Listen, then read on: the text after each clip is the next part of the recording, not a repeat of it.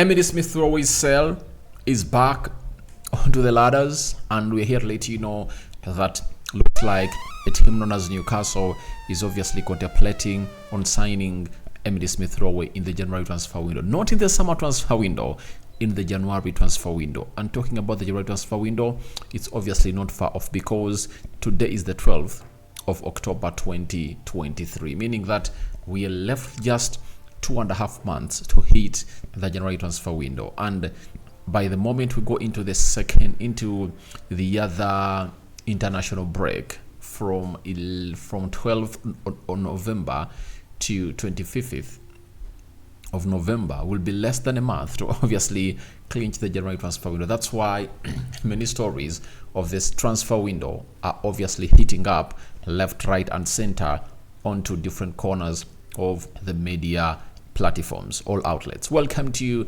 Rokani Media Football. Smash the like button close to 400 times. Don't forget to subscribe to this channel so as not to miss out on stories that we do upload in here on a daily. Rokani David remains my name. And we are also going to talk about Ashley Cole, a former Arsenal legend, obviously joining Wayne Rooney at Birmingham City to obviously be part of the coaching staff that side, and Luka Modric coming out and obviously telling us the truth about what his thoughts are about the team he plays for, that is Real Madrid, and his limited time is obviously getting under Ancelotti. Last season he really played obviously nearly every game. Is it because of the age, or it's because they want him out as soon as possible? That is it. So let's start it off from here, and we thank God for the gift of life. And it is a Newcastle correspondent, known as Scott Wilson. He's a chief sports writer for the Northern Echo, revealing to us that Newcastle's ownership group will meet up to firm up their January transfer plans in the next 2 weeks, with Arsenal's Emile Smith Rowe having emerged as an early potential target of the turn of the year. Now, this is why I love Newcastle first and foremost. They are really an elite footballing team because they've now gone ahead to obviously start to draw their plan even before we really clinch the month of November. Meaning that in 2 weeks from now, it's obviously going to be at the beginning of November. That's when they're obviously going to really sit and really talk to Eddie Howe and ask him, which players do you really want? And why is it 2 weeks from now? They're not going to hate to know their fate, whether they're Champions League or not. But their win against PSG is going to hate to put them into an ilk of obviously qualifying for the Champions League. Because if at all they really beat AC Milan at home and is it Celtic, right? If they beat those two teams at home, obviously they're going to go through. And obviously understand that if at all they've been able to obviously hit to beat PSG, the strongest team in the group at home, then it might be a walkover for them to obviously create what we call a very huge moment into their history of the Champions League. Now let's talk about Emile Smith Rowe and why they need him.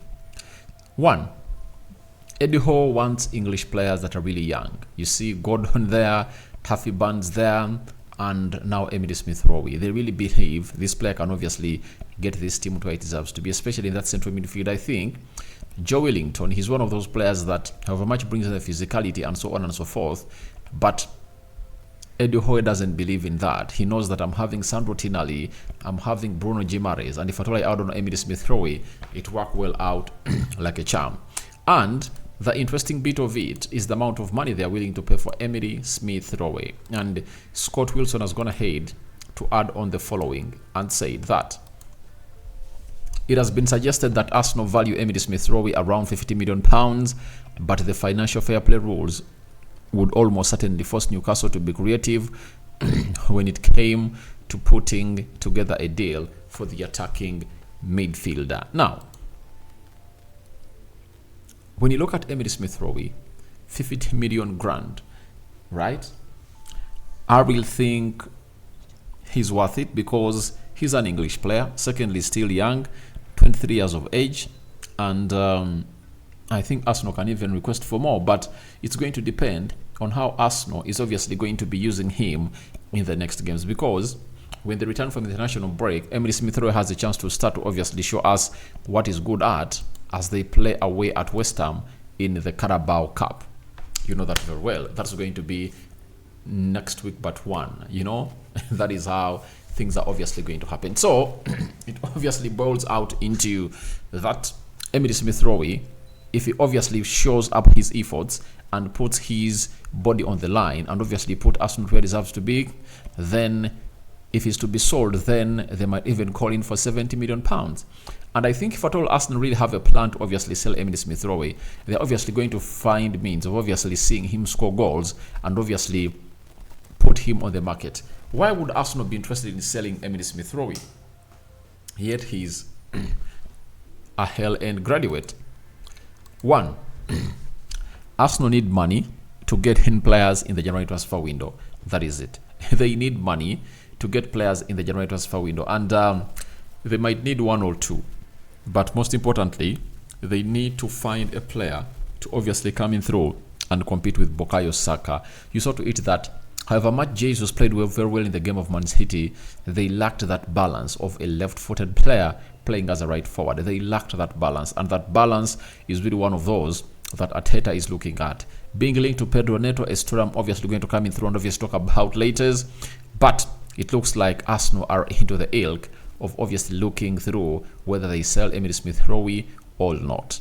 But on the other hand, Emile Smith-Rowe is one of those players that Mikel Arteta believes in, because towards the end of the summer transfer window, Chelsea wanted a swap of Emile Smith-Rowe and Luka Modric. They wanted Luka Modric to cross to Arsenal because they wanted him way back, and Chelsea went ahead and obviously robbed that deal and hijacked it, and saw Luka Modric play for their side, and they wanted to take Emile Smith-Rowe from Arsenal. But Arteta, being a manager who believes in this guy and knows exactly what he has on the field of play or what he brings up on the field of play, he said, no way for us selling Emile Smith-Rowe, and we are going nowhere. That's what he really went ahead to say. That is Emile Smith-Rowe and Newcastle. But for Newcastle, you never really downplay their efforts on getting players like him, because they really have the money. And financial fair play rule, I really don't believe it acts well on them, because when you look at Newcastle, they are into the Champions League, and they would have gone ahead to get in more money, you know, to obviously spend. And they still have a lot of players to obviously see to it that they obviously take off the shelf and obviously get in some huge amounts of money. So it looks like they're obviously trying to really find out a way of really getting in Emile Smith-Rowe. But Emile Smith-Rowe really has a chance of getting into the team of Arsenal, because there is a sport that Kai Havertz plays in, and that sport is still readily available. You know, Emile Smith-Rowe, if at all he can obviously get back to where he deserves to be, then he can fit into that well, because he's a lad who is 1.8 meters tall, you know, and Kai Havertz is 1.9. That means Kai Havertz is just 0.1 meters taller than Emile Smith-Rowe. Not so? So Smith-Rowe has this month of October, he has November, he has December to obviously prove to Arsenal that he's back to the levels that they deserve him to be. Because if he doesn't, then he'll just push for a move out of Arsenal. That is also possible for him to push for a move out of Arsenal, because he is in the age that wants to play football. Maybe he might give it some more years or some more season, and obviously say, let me go into the preseason when I'm fit, I train with Arsenal, and see whether Mikel Arteta will obviously put me into that team. But I think if he doesn't get into that team of Arsenal this season, next season there is no hope for him to get into there, because Arsenal is obviously going to go in for more world-class and proven players that Emile Smith-Rowe cannot compete against. If they go in for this CDM that plays for Real Sociedad, I've forgotten his name, who plays for even Spain, and another one, because Arsenal might go in for two central midfielders, as they might lose Thomas Partey and Jorginho. So where will Emile Smith-Rowe be playing? That is a very huge question. So they are contemplating onto a move to obviously offer Arsenal £50 million, but it will depend on whether Arsenal are willing to obviously gate that money in and obviously sign all cash in for the player.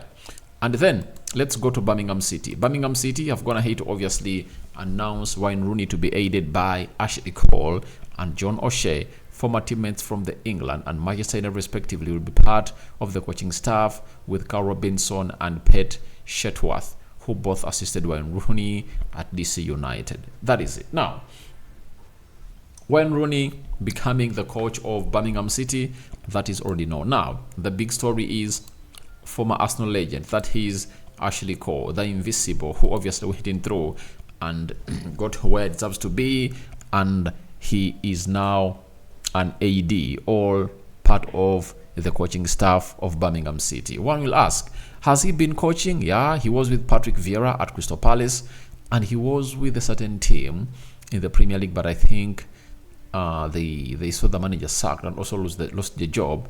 So Wayne Rooney has gone ahead to get in a player who is obviously good at knowing what to do, but he has been working not into the front face. But this time round, Ashley Cole might be the assistant manager of the team alongside Wayne Rooney and John O'Shea. So Ashley Cole was at Arsenal, and the way he left Arsenal to go to Chelsea annoyed very many Arsenal fans because they felt like he never respected the rivalry they had in between the two teams of London. They took him in London, and Arsenal were the pride of London. Then Chelsea came in through and obviously took it over, and ever since then Chelsea have been really the kings and the pride of London. But ever since Mikel Arteta came in through, looks like Arsenal are getting back to where they deserve to be, and Ashley Cole is another one who obviously saw himself quit the club, and obviously it never went well in between him and the Arsenal fans. And you've seen it that he's not so much respected at Arsenal for the decision he went ahead to make,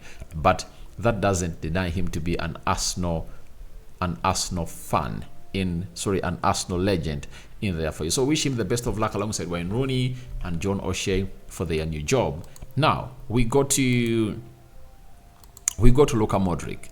This season, he has not gone ahead to obviously gate enough playing minutes at the stadium of Bernabeu, Santiago, in Spain. Now, while he prepares to play for his national team, and I think they are playing against Turkey right now, Modric has said, I don't want to be out, I just want to play, if necessary, every 3 days, because I feel physically well. Everything that happens around me is a normal process, so I simply act it like that. I have to mentally prepare for this situation, accept and move on. That is Luka Modric for you. And as things stand for Luka Modric at Real Madrid, it's obviously a new generation that he'd welcome and obviously accept that. Ancelotti has gone ahead to build a new midfield on Camavinga, Tchouaméni